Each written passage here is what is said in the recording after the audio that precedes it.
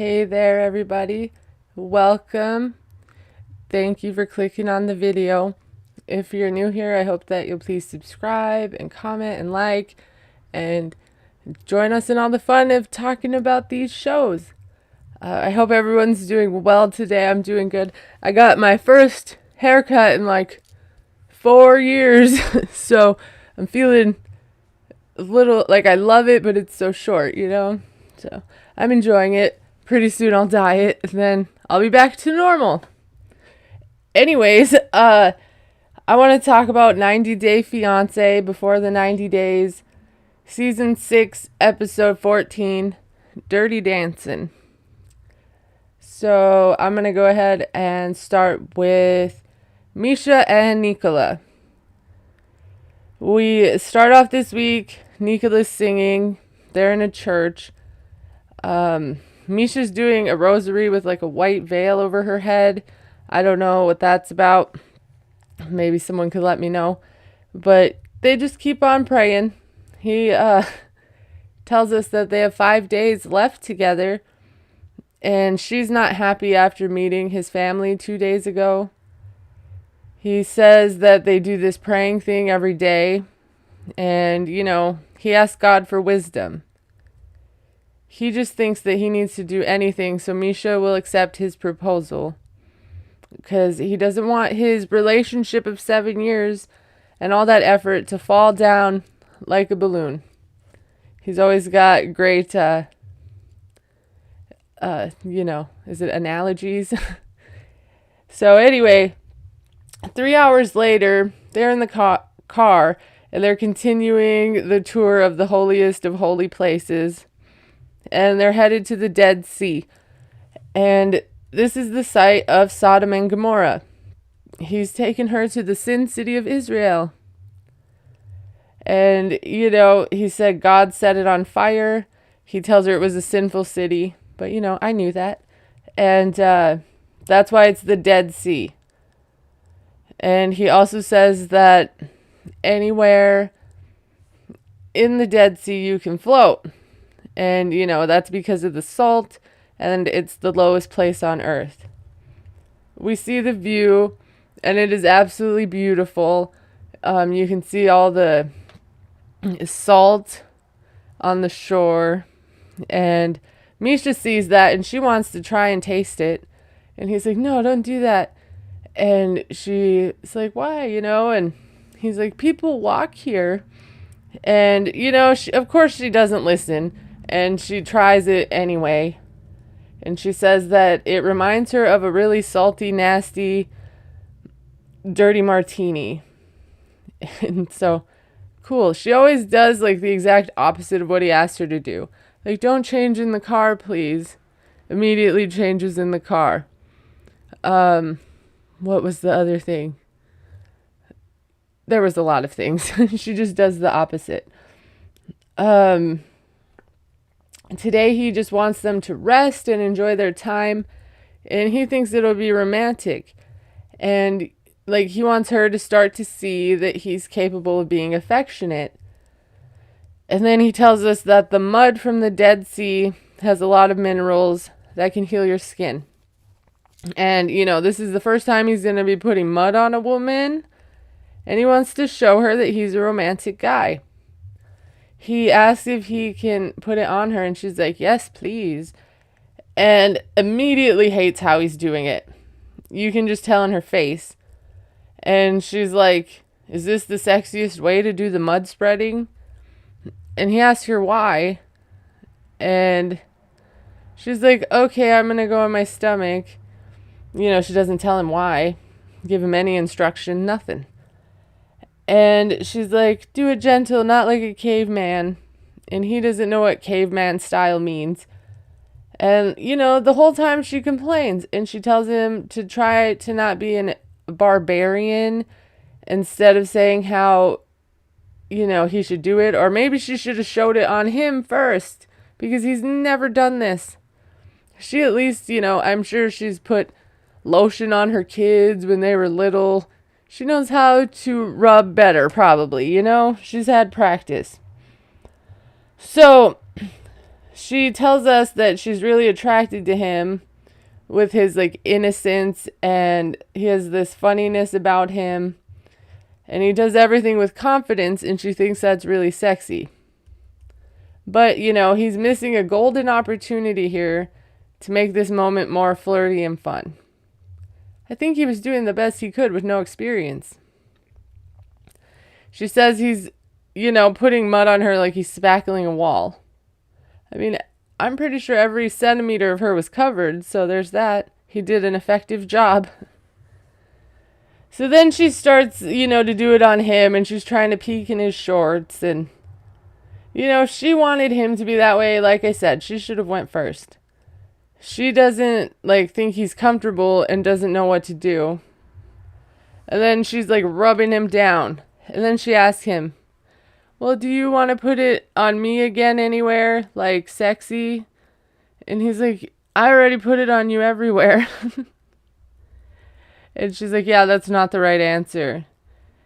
And, he should tell her, I can't wait to touch you more. She's always telling him what he should say and what he should do and how he should be, how he should feel. It's getting a little annoying. But that's that, and they go and dry off, and he's like, so do you see I'm more passionate and I kiss you more? And, she says she has a lot of grace for him because she understands him. But because he's a virgin, she wants him to feel free to ask her questions about the sexual things. And she doesn't want him to feel embarrassed. And he's like, I know all I need to know, how a woman operates. Everything's going to come in time. She's like, you can't fully know how a woman operates. And he's like, I have friends who've done things with women. And she's like, well, if you've never ridden a bike, I can't say, I know how to ride a bike. And then he's like, in 5th grade, I learned about sex, and they explained about a man and a woman. Knowledge is power. Poor guy, 5th grade health class is what he's working with. But he says, when the time is ready and he can have sex with Misha, he thinks he'll be ready. She asks him, in his mind, if he's married to someone, how often would he want to make love to her? And he says every day. And she gets a big smile.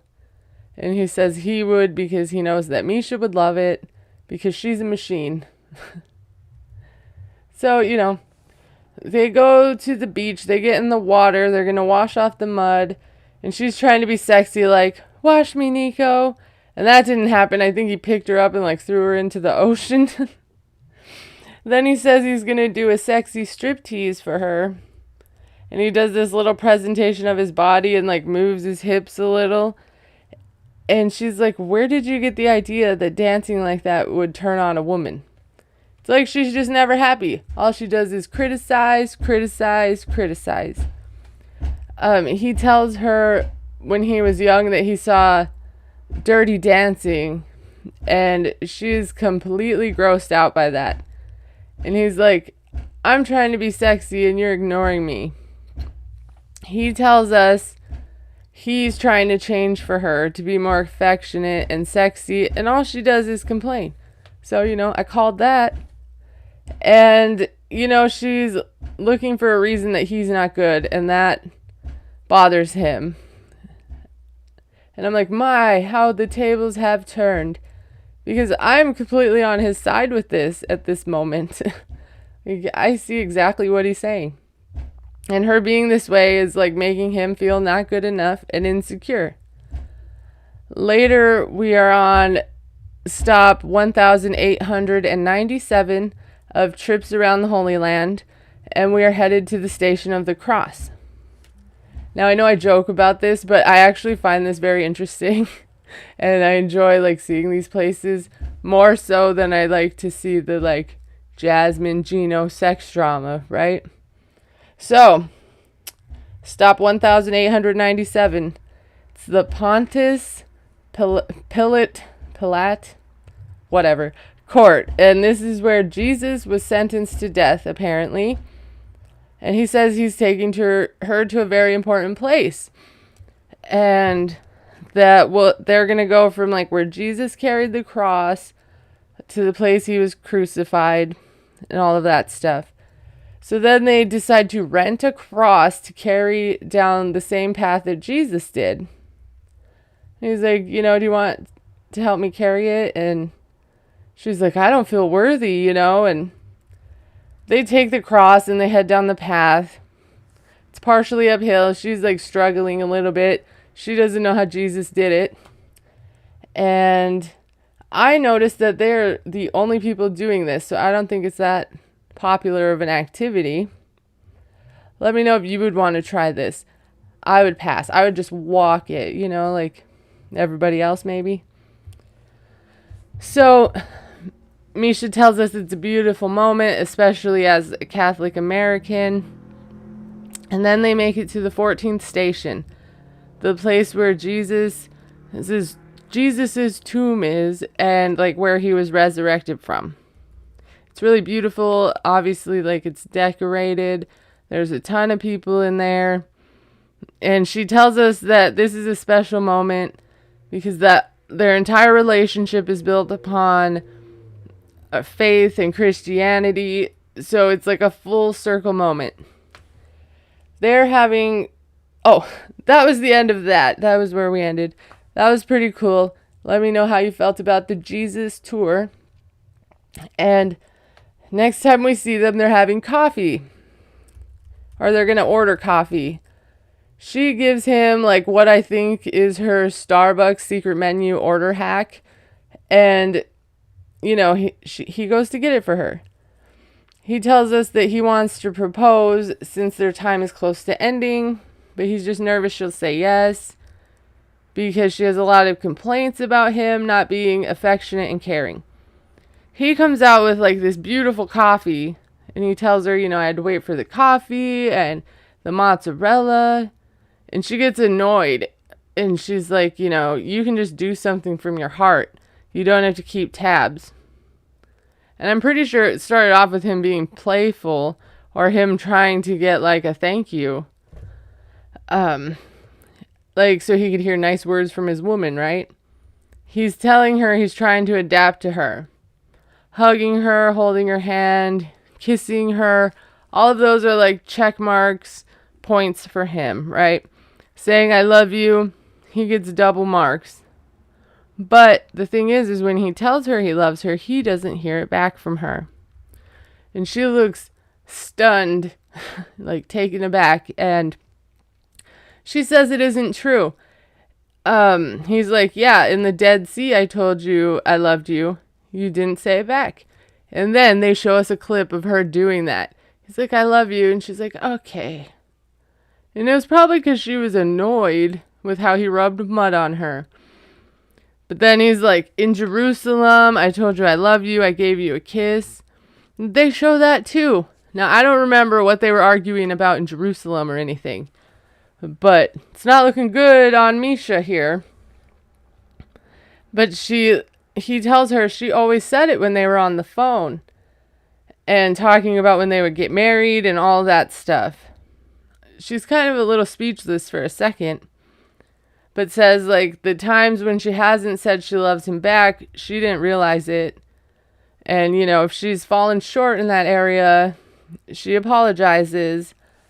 And also, since she got there, Nicola has been different. So she's been uncertain and worried about how things were looking. He says, now he changed. He's trying to tell her that he loves her more. And she tells him that she loves him very much. He thanks God for that. And then asks him if he believes her. He says that he believes her, but he hesitates a little. Like, he says he does believe that she loves him. She tells him, there's no question that she loves him, and she's sorry if he didn't hear that. And he knows as well as she does that she will happily say it all day, every day. And, no, he doesn't know that. That's the whole point of this conversation. Also, anytime he did even a little thing she didn't like, she was all over him. he at least gave her a few chances before he said something about this. Now she's like, well, we still have the hurdle of the annulment. Now she's worried about that. I haven't heard her mention that one time. And he says it's complicated, but he thinks it'll be solved soon. He says, for as long as she loves him, all problems will be solved. And she tells us that they have been doing much better, but it still is hard for her to take down her walls. Especially if they don't know if the annulment will be granted. She's like grasping at things to say no to this relationship for. And she says, they don't have time to fix all these problems before she leaves, but there's time for her to see the light in their situation and that it's worth fighting for. And that's what she's trying to figure out now. She's a big old hypocrite, expecting all this affection and effort from him, but not matching or returning the energy. Like, I see you. He has to be loving and affectionate, but you can have your walls and your guard up? Make that make sense, lady. I don't think you can. So I vote that we spend the rest of the season just seeing Nicola walk around and tell us all this history about Christianity and Catholicism, because he lights up when he talks about that and he knows his stuff. I'd rather just watch that. That's my vote. All right, guys. Next up, I want to go ahead and talk about Gino and Jasmine. It's after their big explosive fight. We see Gino walking, and he's saying these fights are wearing him out. But this one took a lot out of him because she's saying she cheated with her ex, and it was good. On top of that, it was good.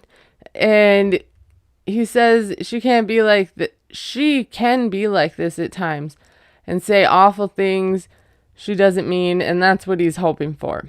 She did say that in therapy. I think it was therapy the one time that she says the meanest thing she could think of.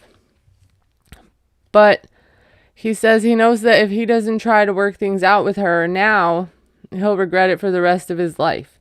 I'm like, but why? You're going to regret that? That you left a woman who's screaming at you, insulting your manhood, your sex life, your money, treating you like a fire hydrant. Oh, wait, he liked that part.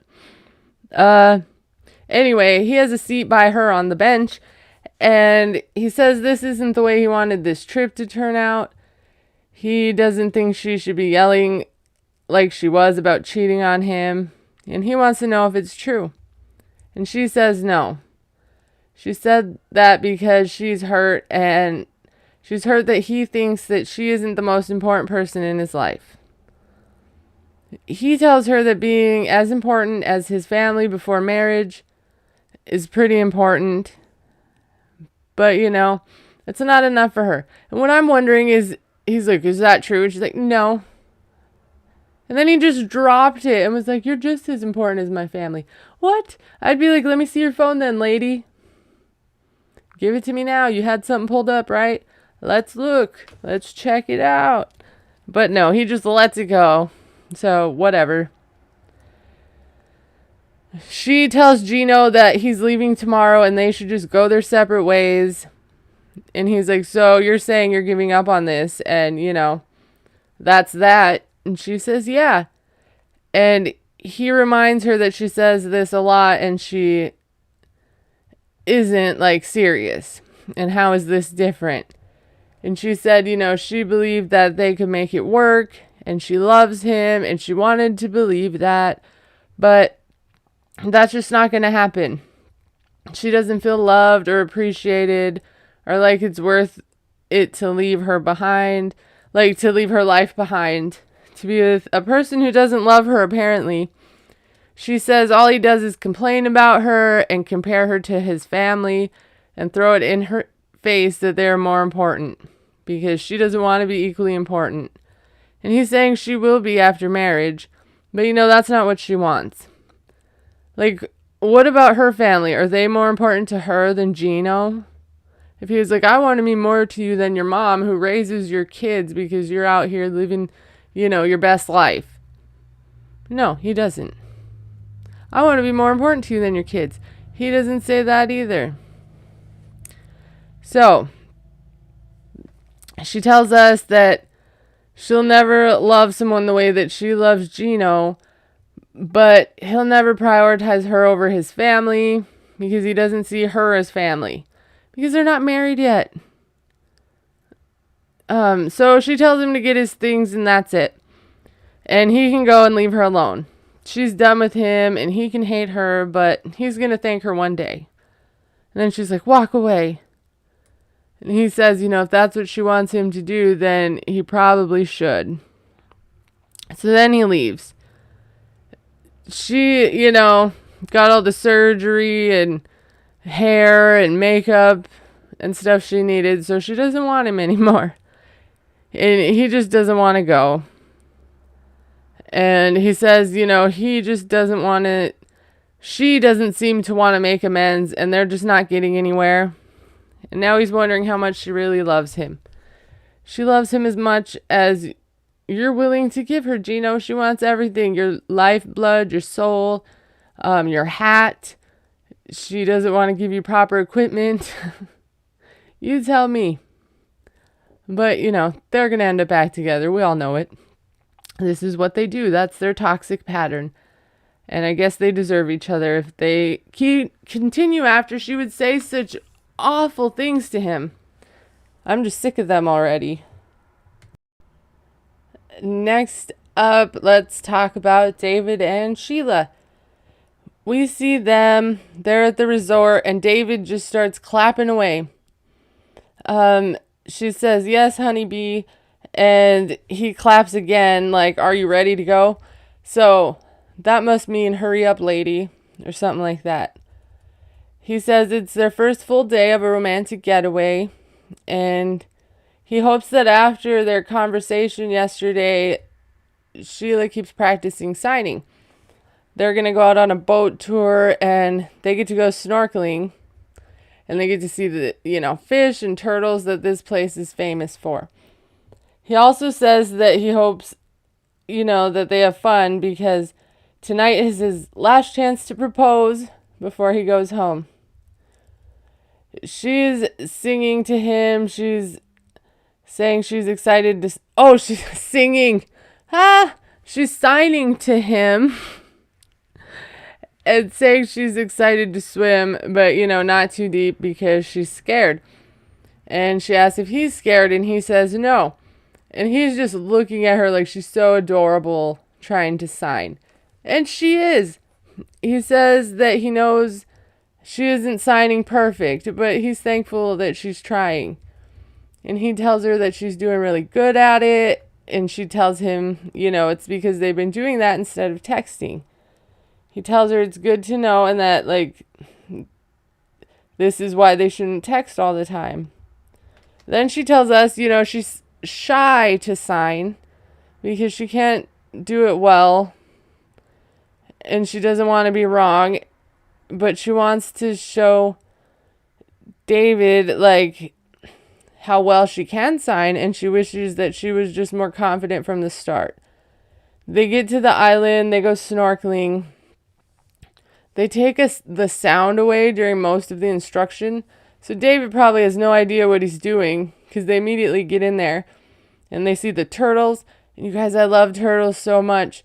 They're my favorite. I even have a turtle tattoo. David has never snorkeled before, but he loves swimming because you don't need to hear underwater. And he says it's just amazing having contact with Sheila and signing to each other under the water while looking at the turtles and fish. And he tells us that he sees all the effort she's putting in to sign. He can see how much she cares about communicating with him. And that's all he really needed to see. He is sold. So they start to head back. He lets her know that after this, it's dinner time. They get dressed for dinner. They both look great. Sheila looks good, especially. And he says that he's nervous. Sorry, I'm messing with my hair a little.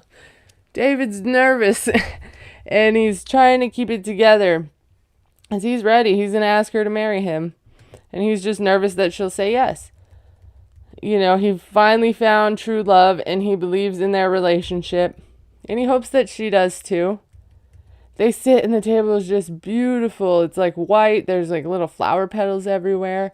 It's set up real nice. And they order some wine. Sheila, because she's a jealous person, I am sure, asks him if he has been on a date like this before. I'm like, why? He says no, though, and she gets a huge smile. She says she's never been to a fancy dinner and she feels like a queen. And, this trip hasn't been easy, especially with the tragedy of her mom's death, but David always supported her. And they cheers. Sheila hates the wine. It is too strong for her. So David seemed to enjoy it, though. He tells her to drink some water to chase it down. They get the food, and it looks good. He got steak, like a ribeye, and she got some chicken wings. And the presentation is just glorious. And he's like, are you ready to eat? Now all of a sudden, she doesn't have an appetite. Now she's sad. And she starts crying. And he tells us that's really throwing him off. And he's thinking about how she has so much to deal with, and it just might not be the right time to propose. So he asks her if she's okay and why she's sad. And she's sad because he's leaving soon. So I completely understand that. Been there. His trip is going too fast, and he feels the same way. He tells us that he wishes he could take away her tears and whisk her home to America. So maybe that is a good reason to propose now. He tells her, it's been a long time since we started talking and texting, and he knows that they love each other. Meanwhile, our guy is pouring sweat. And she tells him that, and he knows. His shirt is soaked, and he tells her he needs a drink. He stands up all weird and like frozen, and he has her do like a robotic type cheers with him. And then he gets down on his knee, and she's like, what are you doing? And he's like, he has something for her, and it's a ring. And she's crying more, but this time it's for joy. And he asks her to marry him. And she's like, for real? And he says, for real. And she said, yes. Yay. I'm happy. I would throw confetti, but I don't want to clean it up in my room. So then David goes to get up, and he gracefully spills wine all over the nice table, the beautiful white tablecloth and the flower petals. And it was mostly on her food. So luckily she wasn't hungry. But she doesn't care about that. She hugs and kisses him, and they're outside in the interview, and they're happy. She was surprised, and they're engaged.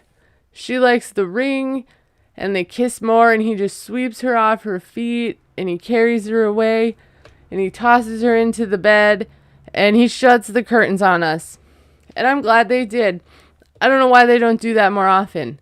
Like, it implies that sexual things or whatever happened. Like, we don't know what happened, right? They could have went to bed. But we don't have to see it.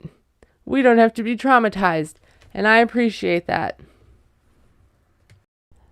All right, I'm going to go ahead and get it over with because this is going to irritate me. I cannot stand this woman. But let's talk about it. Amanda and Razvan. They are in the car. And Razvan looks really stressed out and miserable for a guy in that colorful of a shirt. He should be on vacation mode. He tells us today they're going to Croatia to introduce Amanda to his parents. But, they're still not in a good place. He is in the car. He feels like he forgot something. He's just stressed out to the max. She kisses his hand and is like, just try to calm down. He tells her he can't, he needs to release that energy. And you know what? He takes a deep breath, and that's good. Okay, I'm going to do the same thing before I continue. He says since their last fight, Amanda's trying more because she feels like she might lose him for good. They're in the airport, and she is hanging on him like a leech. Okay, she is attached. He looks unimpressed at first, And he says, because eventually he starts kissing her back. But he says, even though he isn't sure if this is going to work, it is nice to see her care, and it gives him a little hope. I don't like it. It seems fake, and like she's trying hard just so he doesn't leave her before she can leave him. They get on the plane. She's still smooching up on him. She hasn't taken her crusty old lips off him once. She tells us she takes responsibility for the fight they had, and she feels bad for what she said. So, it's up to her to show him she still wants this. She is happy he's responding well to her effort, but she doesn't know if he's doing it to just smooth things over because she's meeting his family. But she just can't picture her life without him. I hope his mama just destroys her. By the way, Croatia is beautiful. The water, the mountains, I definitely need to go there. So, Razvan is like more interested in talking to the cab driver about Croatian curse words than Amanda, and I was here for that. They're laughing about the curse words, and then old Debbie Downer over here is like, "Are you still upset? Like, the cab guy speaks English, but sure, let's do this right here." He says he's not upset, he's just confused. But he's more good, and he's happy she'll meet his parents tomorrow, but he can't pretend he's 100%. And she's like, "I'm not asking you to pretend, obviously." She wants him to be who he is in his true self, obviously. He is, but he just can't get rid of his thoughts and let go because he really doesn't know how he feels. She's going to get mad that she gave him more smoochies in the one day than the whole trip, and he's still mad. So, she's trying to hold back her bitchiness and say, "Okay, that's fine. We'll take it day by day. Is that what you're saying?" And he says, "Yeah, that's fine." She tells us she feels like it's going to be a lot harder than she thought to convince Razvan their relationship is worth fighting for. Oh, like more than one day of kisses in that sweet, cutesy voice I have never, not once heard from her before, probably isn't going to do it. She sounds like she's a child in trouble when she speaks to him now. It makes me want to vomit. So, she's nice for 5 hours. She asks if he's over it, so, she can stop being so nice. That's what I think. "Are you over it yet? Can I let down this act?" He's like, "Nah, no, not yet." She also says it's really bad timing to meet his family. Like, if it doesn't go well, the relationship probably can't survive that. So, next time we see them, they're getting in the car to go meet his parents.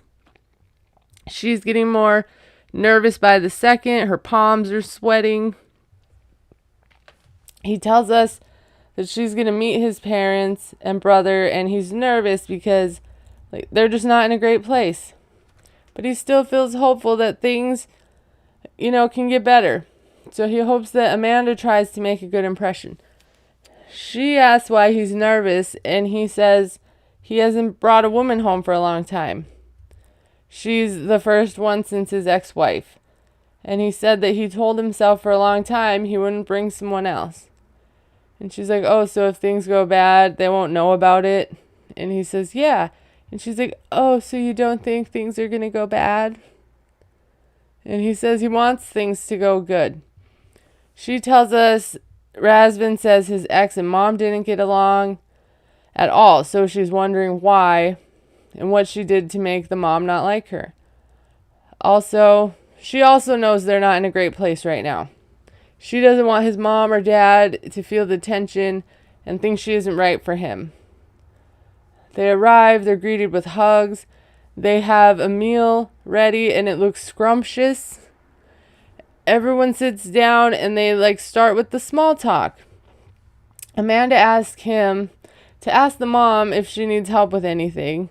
Her suck-up game is strong. Mama didn't need no help though. They have chicken noodle soup with homemade noodles, you guys. Amanda does not deserve this. She does not. No homemade soup for you. That is not cool. And they have cabbage rolls with chicken. So they sit down, they're eating, and the mom is like, Razvan says you have 2 kids. And she says, oh, my kids are so good and they're so well behaved. It's so easy because they're so good. Because, she's perfect, her kids are perfect. Everything's perfect. The mom's like, yeah, it's important to have good kids, that you'll be forever young if you have good kids. And Amanda points to the mom like she looks good. Like I said, suck-up game is strong. Then Amanda is like, ask your mom why she didn't get along with your ex-wife. And he's like, why do you want to know that? And she says she wants to hear it from his mom. So he asks. She didn't really want to answer. The dad says, it's simple. We didn't have conversations with each other. She just pushed her own views, and Razvan suffers. Sounds familiar. He tells Amanda, he said when he tried to say his point of view, she didn't hear him. The dad felt she didn't love Razvan, and that hurt them. And then the dad starts crying. And the mom's like, yeah, they didn't match. And she's like, do you think we match? And he says, he doesn't know. It's been 5 minutes. I watched you slurp down some soup. What you mean? And by the way, she wasn't even like, wow, this is wonderful soup. You homemade these noodles? I've never had such, she was not appreciative. She's such a stuck-up, snobby snot of a woman. I can't stand her. Especially with this fakeness that she has going on. And he says, he doesn't know if they match. That she tells him different things. Just a couple days ago, she said they didn't match. She's taking a drink to hide her guilty, childish smirk. But, we don't need to talk about that. I don't think anyone understood what they were saying, though. The mom tells us that his ex-wife was bossy and demanding, and that's what she doesn't like. Our guy has a pattern. Bossy, demanding, pushing their own views. Wants to change him to fit their life. Dad points it right out. He says there's an energy with Amanda and between them that's uneasy, and he gets the impression that it's not 100% positive. So he sees through her fake crap. I'm sure he could read her facial expressions. She's like a high school student. High school students, a few of them are probably better than this. Anyway, Razvan has to ask her how the food was. And she's like, it's good, I liked it. But why are you trying to change the subject? I don't know. My father's crying. My mom went silent. Why'd you change the subject off of your kids? Because it's not going well. It's not hitting. It's missing the mark. That's why. Razvan says that his ex-wife made him feel like she wanted him to be something else. And it reminds him of the problems that he has with Amanda. And he can't always be himself around her because he's afraid he's going to do something wrong. And when he does something wrong, she gets mad. And he doesn't see love in her eyes. And he doesn't see that she wants to be with him. And he was hoping this relationship would be different. But it's not feeling great. In my world, we say that if you don't learn your lesson, you're going to keep repeating the cycle in different people until you learn the lesson and you heal from it. And each person is the lesson is going to get progressively worse in each person until you get it through your head. And from the looks of the preview of next week, I'm going to be even more upset about this. She's so manipulative. She uses sex and her childish, whiny voice and batting her eyes to get what she wants. And it's disgusting to see someone treat a man like this and manipulate him in such a way to completely tear him down to where he feels like he's nothing and he's half of a man. And then to love bomb him. until he's so confused he doesn't know which way it is. And then in the next episode, it looks like you're going to use sex to just solidify that confusion. Get out of here. Oh, let me know what you think of this. Let me know if I missed anything. Maybe Amanda was right. If you think she was right, that's fine. Everyone gets their own opinion. Moving on from those poor unfortunate souls, we can talk about Statler and Dempsey. Let's talk about a couple more. They're getting ready to go and meet Dempsey's friends tonight. Dempsey tells us that Statler has been there over a week and the last few days have been difficult. Like finding out she has cheated on other people and that she still talks to her ex, and finding out she wants to move in with her just really threw her off.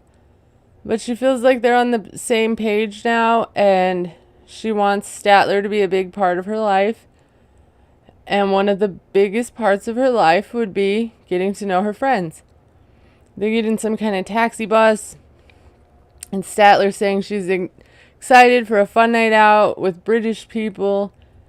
Dempsey asks her why she likes British people, and she's like, well, the accent, I guess. And she said maybe she got tired of American women. And then Dempsey's like, 'cause you've been through them all. And she just kind of laughs.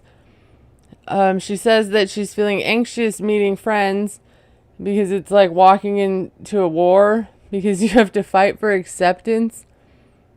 So they arrive in Newcastle. They walk in to meet the friends. They all hug. One's name is Georgia, the other is Lindsay. Dempsey says that she hopes it goes well because they're very protective of her.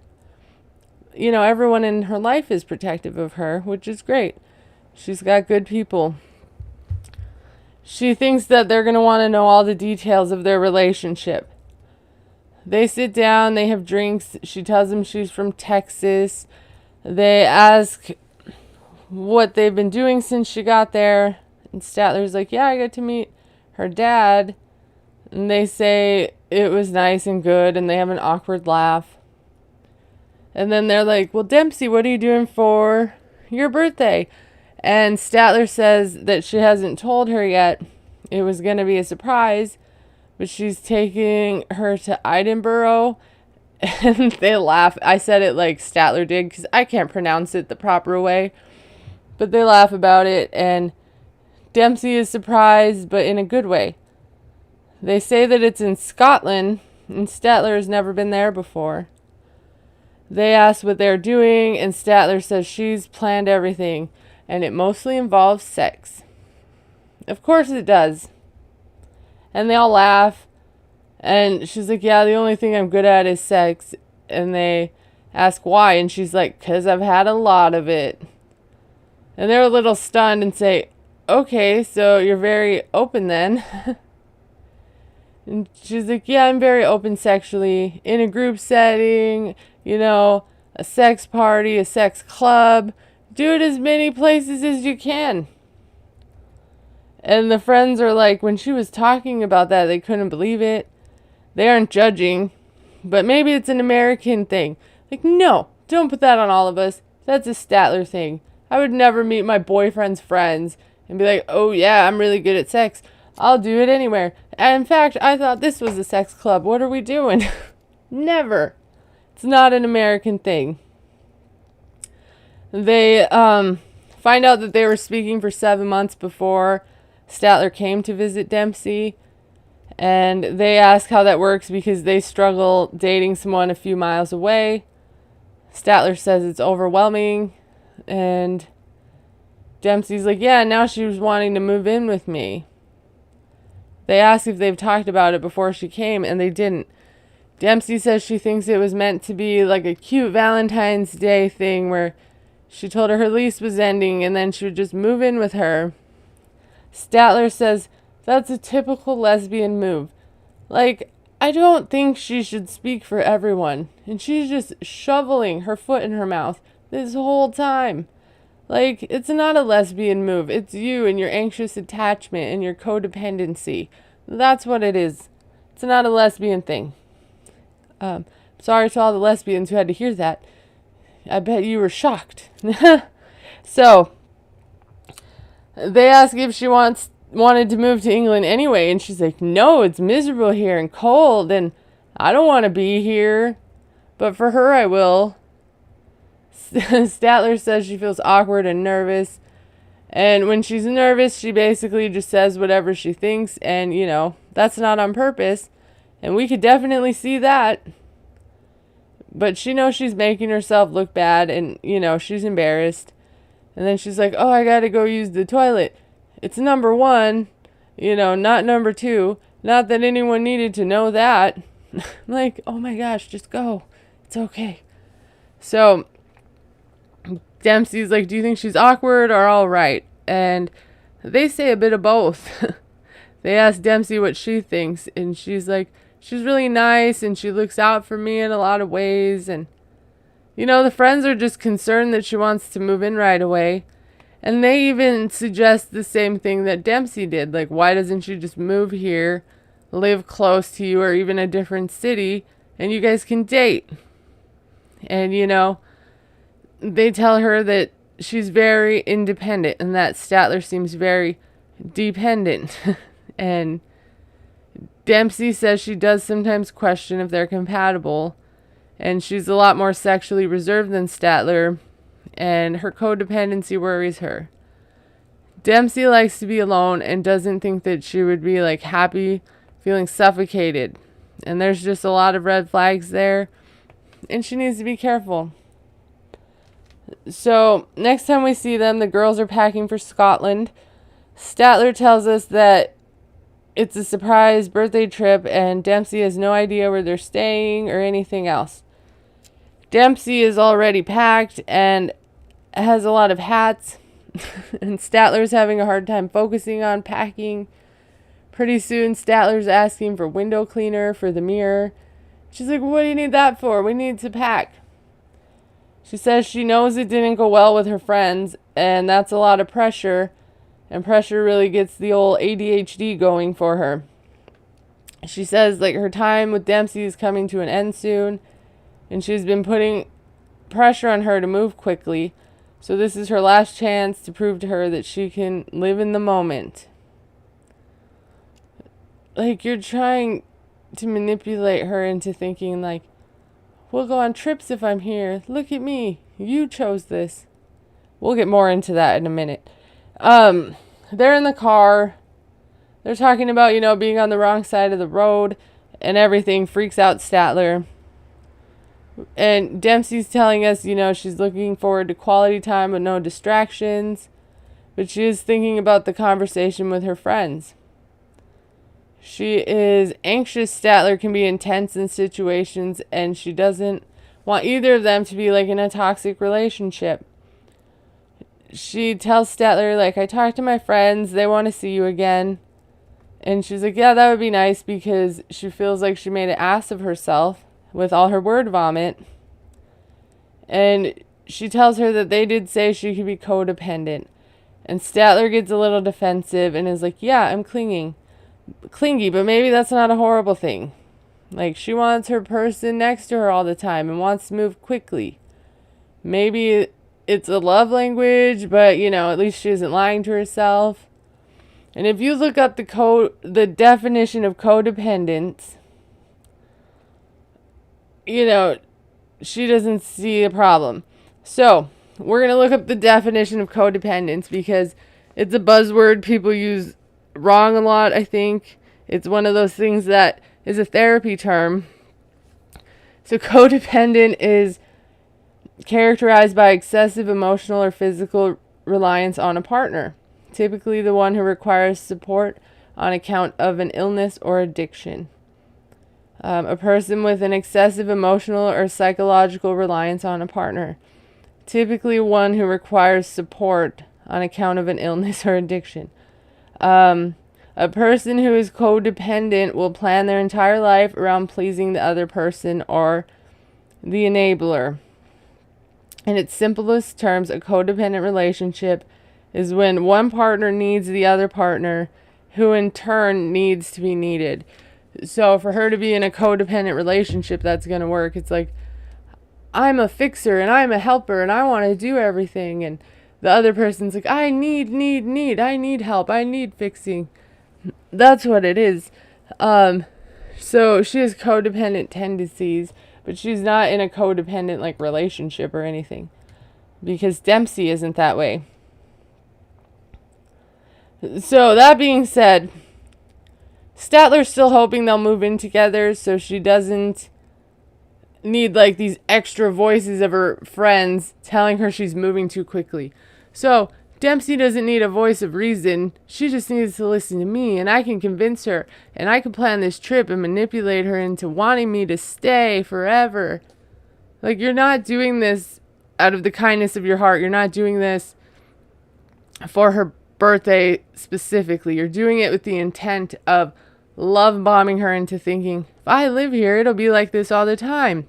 Scavenger hunts and massages and this birthday surprise. 3 hours later, they get to the castle they're going to stay at, and Dempsey is so excited, and Statler's like, yeah, you're my queen. And Dempsey is so happy.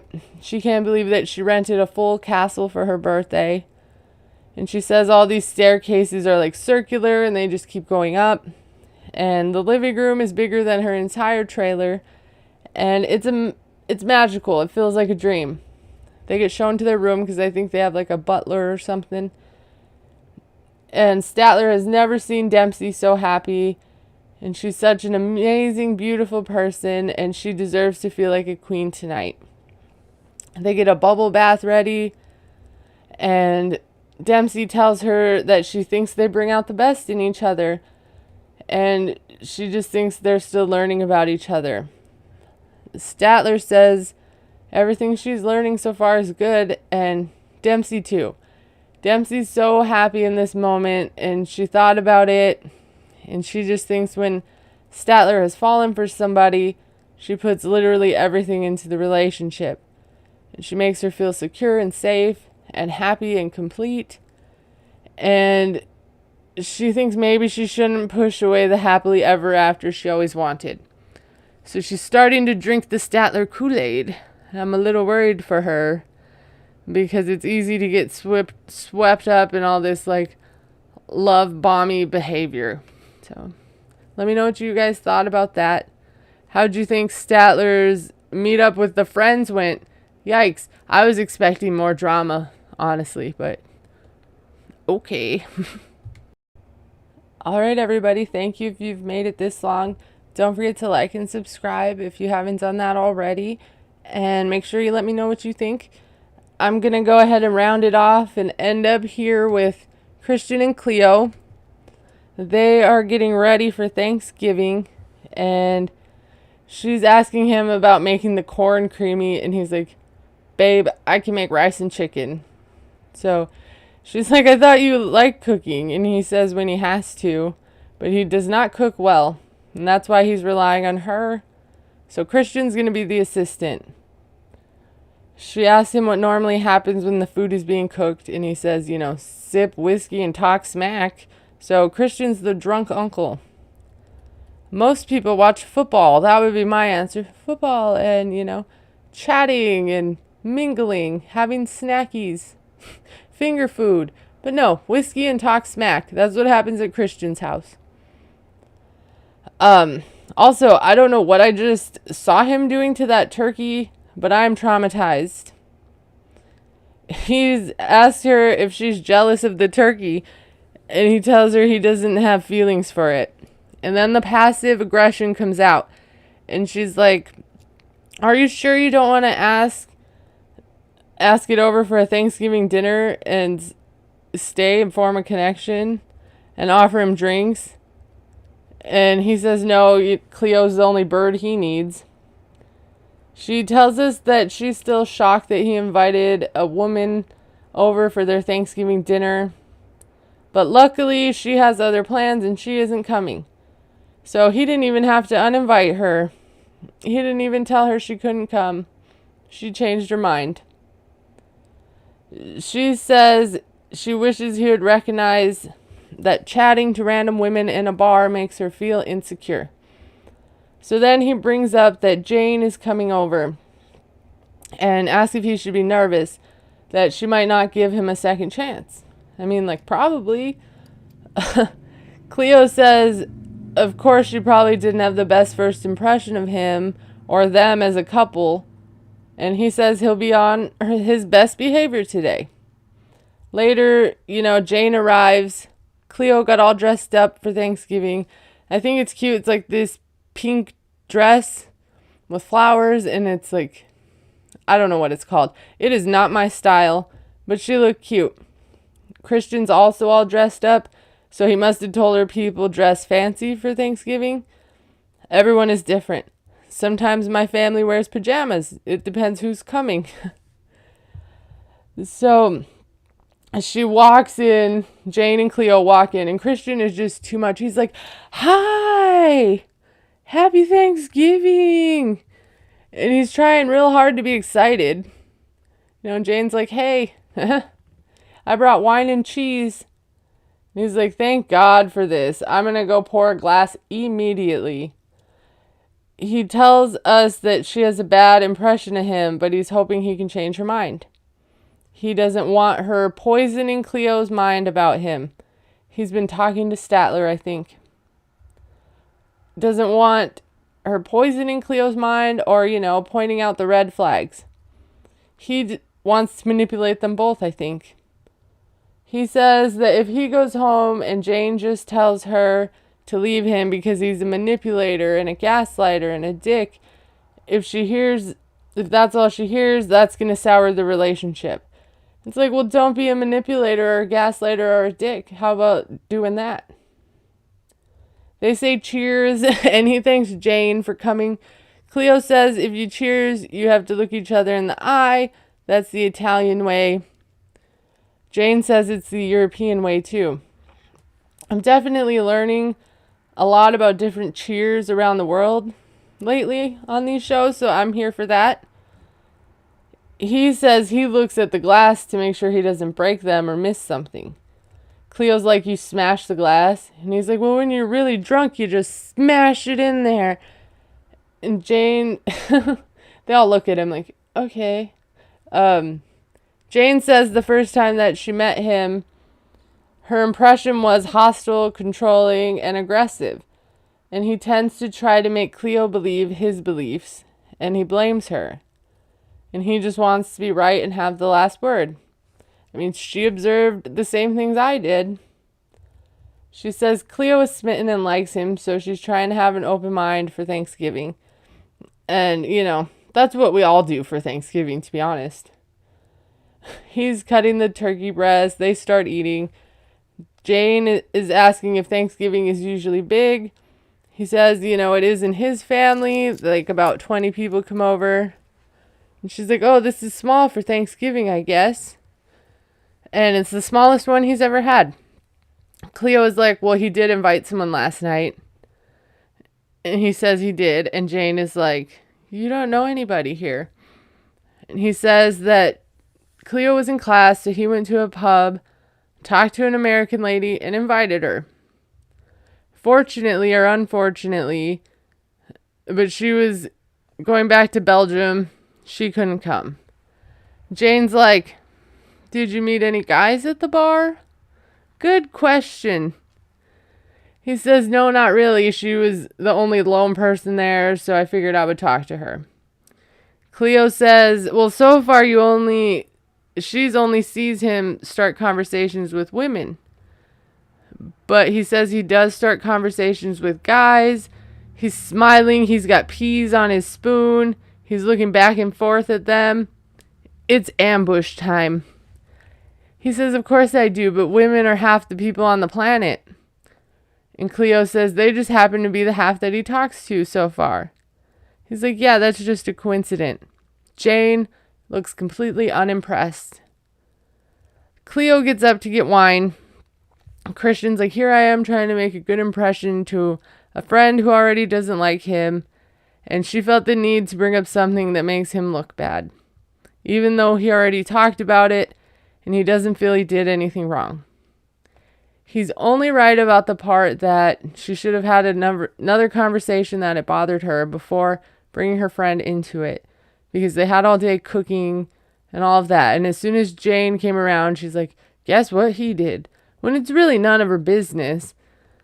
That's what makes people not like your partner. You have to try to solve these things between each other. But I know Jane gives her confidence to speak her feelings, probably. Emotional support, right? And he might not feel like he did anything wrong, but she does, and he needs to acknowledge that. And, don't do things that will make you look bad to your friend. Like, you had the conversation last night with Cleo when you were drunk. So, like I said, she should have revisited it when she realized that it bothered her more than it did. But it's so hard with people with anxiety and things like that to voice their feelings. He is like feeling a bit like he has to defend himself, and he's sweating a little bit. And that's kind of where we leave them. And then when we get back to the awkward Thanksgiving, he's telling them like he doesn't just seek out women to talk to. He just hopes that she understands it's not anything weird. He's not uncomfortable speaking to women. He just talks to them like people because that's what they are. He's so innocent and sweet. He would never talk to a woman to hit on her. He doesn't make the first move. Jane asks him what motivates him to talk to strangers. And he just says like he's very social. He likes to talk. He feels awkward if he's in a situation where he isn't talking to someone. And he feels like he's in a pressure cooker. Like he has to talk to someone. And he's just very extroverted. She tells us that when he first told her he invited the woman to their house, she didn't have time to actually pause and understand. And she was more bothered by it than she let on. She didn't want to fight, but she feels like this is something she should be asking questions about. Jane's like, well, do you ever get phone numbers? And he's like, no, absolutely not. And Cleo's like, well, you invited her over. And he's like, yeah, to be with you and Jane and I. That should show you that it wasn't nefarious. And they're like, it's just a little strange. He might not get phone numbers, but he gets social media, and that's better than phone numbers these days. That's how everyone communicates. When was the last time you got someone's phone number when it wasn't like business or an appointment or a family member? I don't even have my brother's phone number, to be honest. We snap. So, she says if Cleo says if she was alone at a bar and a guy was next to her, she would assume the guy was interested in her. Or that like the guy next to her started chatting her up, she would assume he was interested. And Jane agrees. And he's like, wow, I've never considered that. I don't think in those terms.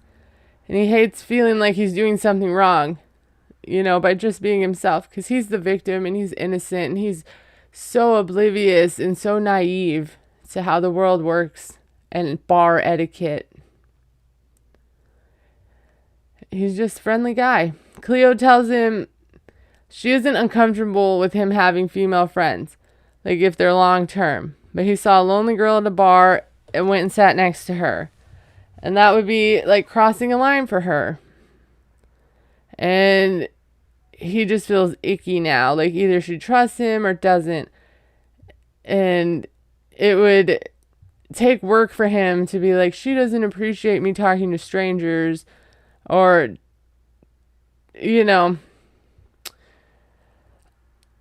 she doesn't appreciate him talking to strangers that happen to be women. It would take him a long time to see that, acknowledge that, and put it into motion as to not doing it. Cleo is like, that's not what I said. You're putting it out of context. Cleo's like, so anyone want more cheese? And they don't. Jane's like, yeah, I gotta work, so I better go. She tells us that it's hard to believe that he takes this relationship serious because Cleo is trying to voice concerns and he is just defensive. She says that she doesn't think he'll stop approaching women because that's what he has done all his life. And she's just afraid this isn't going to end well. And she, tells Christian she enjoyed spending time with him. That was a lie. And getting to know him more. And he's like, yeah, you definitely got to know me more. And Cleo walks Jane out and gets back. He asks how she's feeling, and she says good, and asks how he is. And he just feels like he was put in the hot seat. And I mean, I don't blame him for that because he was. He tells us this is the most uncomfortable Thanksgiving he has had. He never had one where he was singled out as the bad guy and told he's kind of the asshole. It's like, this is the most uncomfortable Thanksgiving you ever had. Like, you never found out you had a long lost relative. You never, had someone get into a fist fight. It was just me. Nothing ever happened to you at Thanksgiving. Not once. He thinks that Jane thinks he is a womanizer and an F-boy. And, I mean, so do I. He was hoping to get to know her without the third degree, and he thought him and Cleo had talked about this, and I do feel like that is fair. It was Cleo's job to let him know it was still bothering her. But she has brought it up, this is thrice now. This is the third time. She's asked him thrice to not go out to bars and pick up random women. Especially, she was just in class. I also feel like, Cleo being autistic and everything, that she feels safer with Jane around. But they did talk about it, and she needed to tell him she wasn't okay. But she probably doesn't have, a right time, right place thing in her brain. She just probably, says exactly how she feels in the moment. She doesn't think, wow, I should save this for after dinner. She thinks, this is making me very uncomfortable. I need to say it. And she's very passive aggressive. It comes out in snide little rude comments. He tells her that he didn't, feel comfortable. He felt like he was crawling out of his skin the whole time. He had to defend himself. She says she's very sorry. He says that she made him feel like what he was doing wasn't innocent. It wasn't. We saw the footage. You were flirting. You were drunk. You probably don't even remember. You probably don't remember what the lady looks like. They're right, though. Some man chats me up at the bar and then invited me to Thanksgiving. I'm going to think he wants something more, just like they did. And if he has, a girlfriend, I'm going to think that's even more weird. And, he knows that. He just likes to flirt. She tells him she knew he was a social butterfly for sure, but for him to have to sit next to women that are alone, and then he cuts her off and tells her this is making him seem like he's seeking out lone women at bars all the time. And she says she just feels like anything she says is going to make it worse, and she goes to leave. And he's like, no, we need to talk about it. And by talk about it, he means I'm going to talk about it until you can't think and you're confused and you just agree with me and my logic. So she leaves. She's out of there. He tells us he feels like if he said he'll stop talking to women at bars, then he's admitting he's doing something wrong. How about just admitting that you care more about your partner's feelings than impressing some random person at a bar, or their feelings, because he didn't want to uninvite her. That would have been easy to do and made Cleo feel better. And who cares about the rando girl at the bar's feelings when you can just say, listen, my girlfriend said it's a no-go. Sorry. I was a little drunk. I didn't mean to be so friendly. Something. But, he's upset. Now he's trying to communicate, and she walks out on him. And how can he be with someone he can't talk to and tell how he feels and sit and manipulate until she agrees with him? That's what it is. And, he doesn't know if this is how it is. He doesn't know if they can continue. I think the astrologer said they're going to feel like enemies all the time, right? So what did you guys think? Like I said, I do think it was the wrong time to bring it up, but I feel like Jane, like I said, could maybe prevent her from having a panic attack or gives her the validation that she's speaking properly and articulating properly and, getting her feelings out to where they make sense. So that's Cleo and Christian. All right. Thank you guys for sticking around. That's the end of me talking about these couples, I was going to share a little bit of a story at the end here. So if you're not interested in that, feel free to click off. Usually when I end my videos, I try to say, like, take deep breaths, because I suffer from anxiety. When I get really worked up, I forget to breathe. And I need those reminders sometimes. I think everyone does and could use a deep breath. But I also say something along the lines of, like, do something nice for other people or for yourself. And I don't know how much I've mentioned any of my beliefs, but I would say I'm very spiritual. I don't have like a set thing that I follow. But basically I believe like in the universe and manifestation and all these things. So part of that is like I am always extremely grateful. And even when things are hard for me, I say thank you, universe, for this lesson. Thank you for blessing me. Thank you, universe, for keeping my kids safe. It's basically like replacing the word God with universe, right? And 3 years ago, I went through a really horrible breakup. I am a survivor of narcissistic abuse, which I was in that relationship for years, and I was basically a shell of a person after that. And I was begging for some guidance and some help and some clarity. And I found a friend of mine who is a psychic medium, and she is the most beautiful person that I've ever met. She's such a light in my life, and she gives me such great advice and guidance. And you can believe what you want about psychics and things like that, but she was sent to me. I know that. And she knew a lot of things about me that nobody knew. Anyway, fast forward a few years, and my life is going wonderfully. Part of my abusive relationship was financial abuse. And I'm doing pretty well financially. I can take care of myself, and things are looking up. I was living off of government assistance for a long time because I can't work with my twins being autistic and all of that. So I finally got a way to get a job, and through that, I don't have to have food stamps and cash assistance to survive anymore, and I'm doing a little better than I was. My personal relationships are going great. My kids are thriving. I'm doing wonderful, and I'm so grateful. Anyway, my children's father is a very dark person. He is a narcissist. He has bipolar.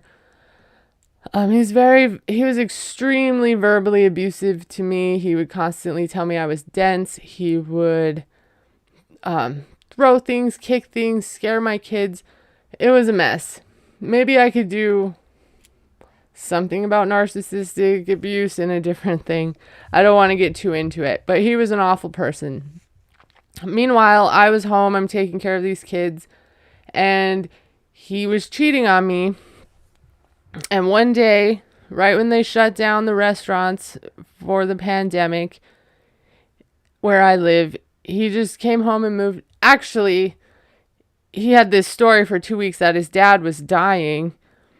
So he kept leaving to like go visit his brothers, and his dad was going to die and all this stuff. So he tells me he needs to go for a walk to think about this stuff. And I'm supportive. I have his back, whatever it is. So he goes for a walk. He never comes home. The next day he comes back. He moves out, basically. He doesn't tell me he's been cheating on me, but he moves right out in with this woman. And this was the second time that he cheated on me with her. The first time was right before I got pregnant with my twins. This is also the second time that this man came home and just moved out. He did that to me when my oldest was 2. I tried for 2 years because I was so trapped in this cycle of abuse to just make it work. And at the time, I felt like my life was over. I was done. Like, there was no going up from here. And in that, I'm like begging begging to the universe, to God, to whoever I can, to just send me somebody, right? Anybody. And they sent me my friend. They sent me my guardian angel, right? And she told me, stop worrying about them. Stop worrying about what they're doing. You know, things are going to come back to them. You don't need to do anything. And I trusted her and I believed her. And, you know, my life has increasingly got better, is my point. Their life, last year, he got arrested for DV. He was like, you know, he attacked her. I don't know if you can say strangle or whatever on here, but he choked her and he got arrested. She took him back. And then about a year after that, not a year after that, sometime after that, they their house burnt down.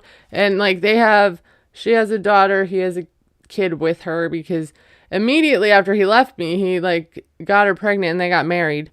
I was with him for 9 years, but I didn't marry him. We were like engaged for 6 years. Anyway, I'm going to get to the main part of the story, I promise, but you have to hear this part. So this morning I found out that once again he was arrested for the same thing. And I was just so grateful to the universe, to spirit, to everybody watching out for me on the other side, the higher power, for taking this man away from me, from saving me. I never would have left him. Never. I would have died first, probably. So the universe knew that, like, he would be terrible for my twins. He screamed in my little daughter's face when she was, like, less than a year. And she was a preemie, by the way. So he was just a bad guy. And I never believed that, like, I deserved any better. So fast forward today, I'm seeing this. I see his mugshot. He looks awful. He looks horrible. He looks like, I mean, there's been talk that they're also on drugs, but I don't know that for sure. To be honest, I haven't spoken to this man in over 3 years. Like, he completely vanished out of my life. He didn't care what happened to his kids. He hasn't asked me one thing, but he sure blames me to everybody he can, right? So I'm grateful, and I'm driving around with my daughter, and I'm just like, I am so grateful. Like, thank you, universe. Like, everything that you've done to me in my life up to this point, all the trauma, all the things, was to lead me to right here where I am. This, like, healed, wonderful, shining light of a person. Like, I help other people heal. I explain to my friends and family how to, like, make these things work for them and how to get through trauma. I use my own therapy and stuff I've been through to help a lot of people who can't go to therapy.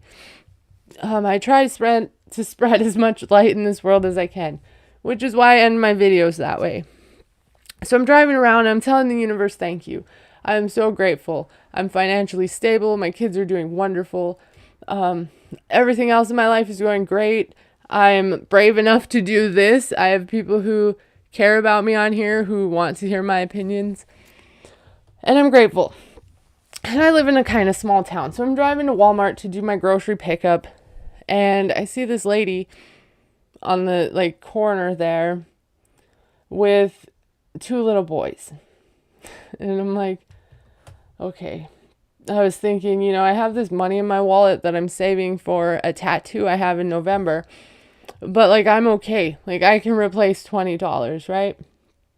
And they're on the other side of the road than me.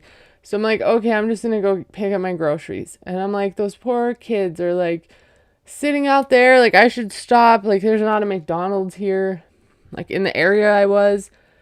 But I'm like, I should stop and get them, like, some chips and water and something. So I go and I get my groceries, and they have this little tiny, very small gas station outside of the Walmart where I live, and I grabbed, like, a few bags of chips and a few bags of, like, gummy candy, sour, you know, whatever candies I like, really. And I grabbed a few bottles of water. And to be honest, what made me decide that was I pulled into the Walmart grocery pickup, and the lady handed me a bag. Hold on.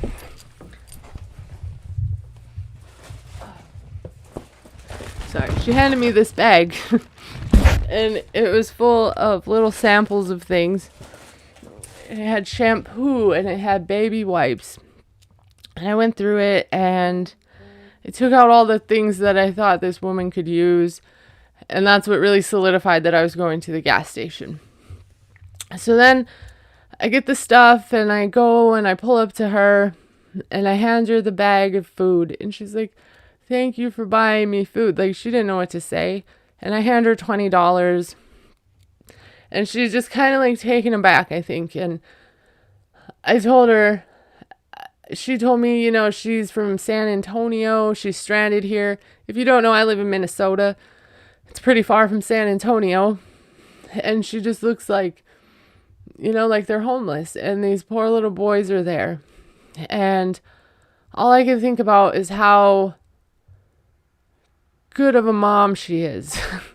And how, like, humiliating it has to be to stand out there like that with your kids. But she does it so she can feed them.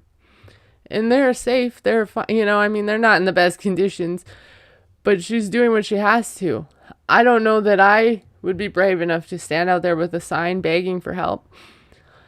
So I looked at her and I told her, you're doing a really good job. And then she started talking to me about she can't work and stuff. And I said, no, you're doing a good job. You're a great mom. Your kids are taken care of. And I said, things are going to get better for you really soon. And she was so, like, taken aback and happy. And I think she needed to hear it. And when I pulled away, I just started crying. I felt like Spirit and God and all those people were, like, answering her prayers through me. And I've heard about it a lot from people in my spiritual community about things like that happening.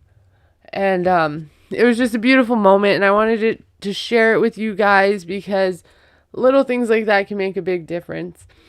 And you never know when you can answer someone else's prayer. So please don't forget to take deep breaths and take care of yourself. And compliment a stranger. Help someone out. Give out a bottle of water if it's needed. Because there's not enough of that in the world. So thank you if you've listened to this. I appreciate it. It's just something I wanted to get out there. Because this isn't the first time I've done something like this. You know, I give people $5 here, $10 there.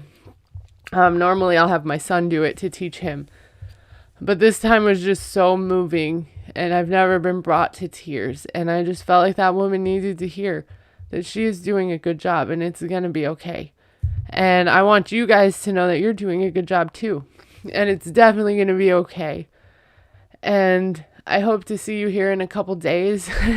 Or tomorrow, hopefully, I'll get my 90-day the other way out of the way.